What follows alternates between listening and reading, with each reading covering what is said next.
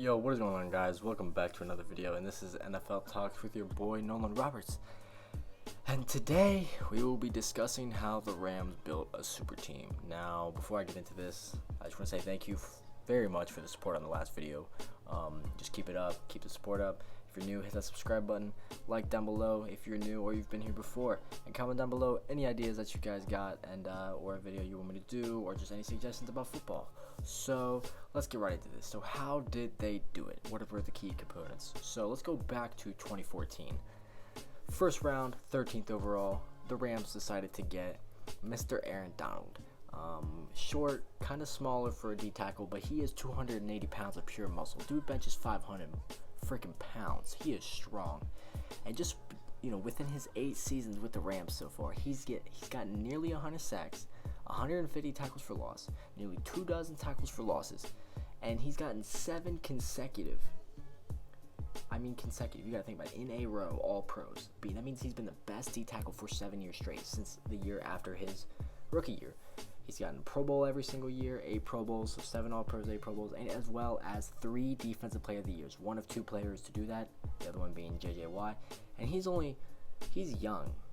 He's still got 5+ years of production ahead of him. And on a good, if we're talking, if he can fulfill that, and if he does even better, that's 8 productive seasons, 5 to 8 productive seasons of Aaron Donald. So that can be scary. Just 2021 alone, he managed to get 12.5 sacks, 19 tackles for loss, and had a career high in tackles. And as well as getting the All-Pro and the Pro Bowl, obviously, he's just a force to be reckoned with. You do not want to mess with him. He's, with the Bengals struggling line. I'm a Bengals fan. With their struggling line in the Super Bowl, that is one thing that we're definitely worried about is Mr. Aaron Donald. Fast forward 2 years, and we got Mr. Tyler Higbee, a pickup from the 4th round. He's not been no George Kittle or Travis Kelce or Rob Gronkowski, but he is definitely, productive somewhat, in the receiving game, somewhat in the blocking game, managing to get 3 consecutive 500-yard or more seasons, and as well as back-to-back 5 touchdown seasons with the Rams. He's in the Super Bowl now. He's probably going to be in Super Bowls later if the Rams can keep this super team up. Go to next year. This was a great year for the Rams, let me tell you. So obviously, I'm a Bengals fan.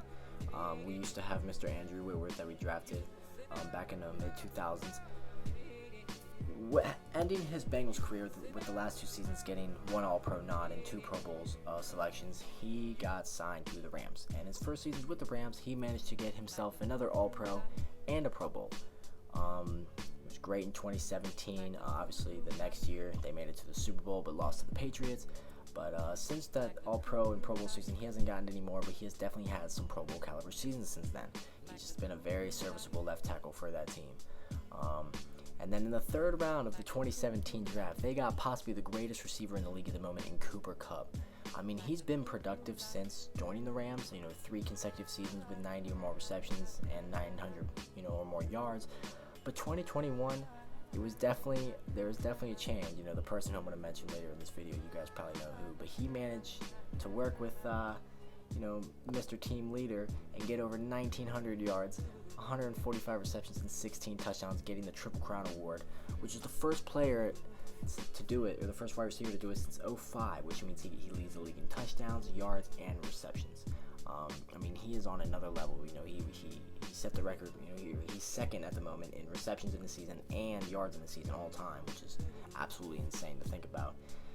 He's just been going off this year, but he's going to plan to stay with the team, and the team's just going to continue to do well.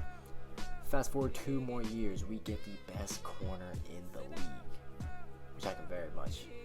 I am definitely confident in saying that because I can't think of another corner who can outplay this man. Jalen Ramsey, it costed the Rams 2 first-round picks and a 4th rounder to the Jags just to get Jalen Ramsey. That has to say something. He hasn't really put up the interception numbers, but that's not the corner he is. He's a lockdown Darrelle Revis type. In 2021 alone, he managed to get 16 passes defended, 77 tackles, and even getting in that backfield with 9 tackles for losses. He's gotten 3 Pro Bowls and 2 All-Pros within the 3 seasons he's been with the Rams. He's been playing insane. Obviously, Jamar Chase and Jalen Ramsey matchup, that's going to be nice. I don't know if they're going to double team him. I don't think they will double team Chase just because they do have Ramsey. So that's that.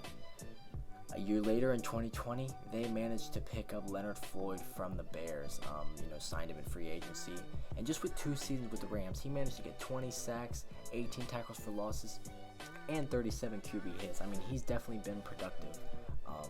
Hasn't been, I'd say, Pro Bowl and definitely not All-Pro caliber type stats, but he's definitely been serviceable and good enough for a contract with them.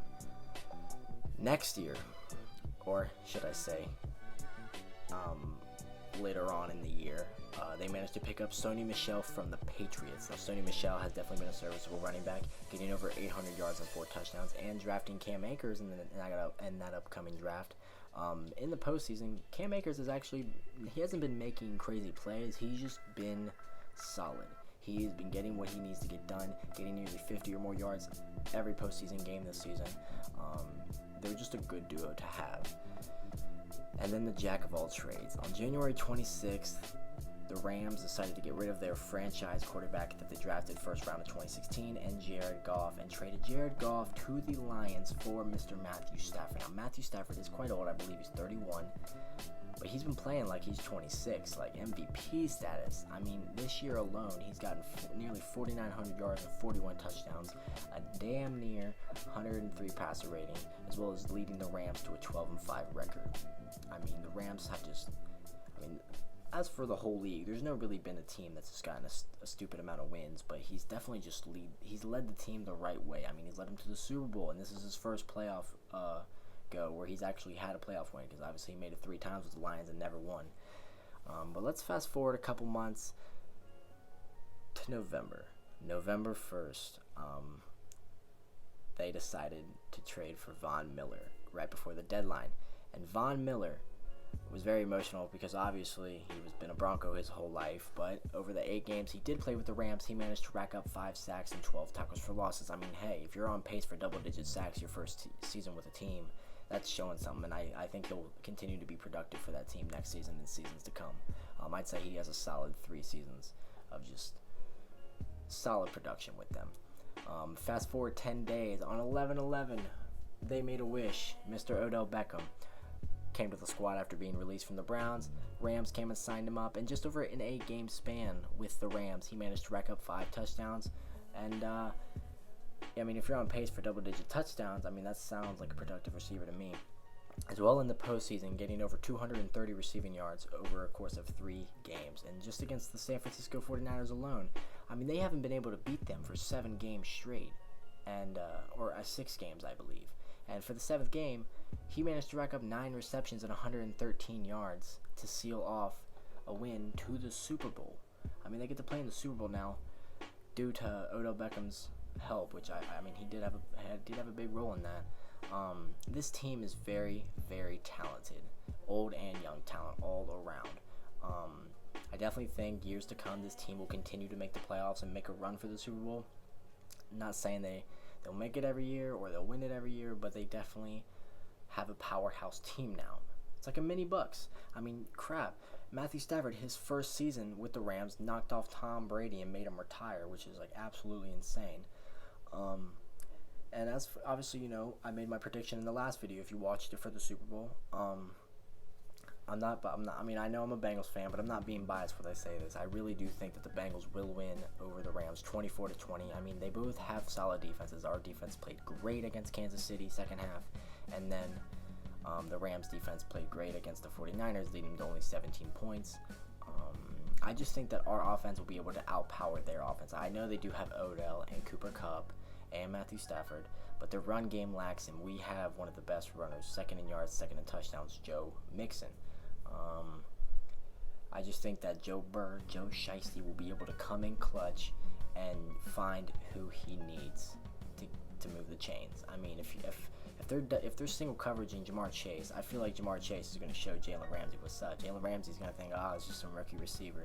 No, Jamar Chase is the real deal. I mean, he's made All-Pro his rookie year. I mean, come on now.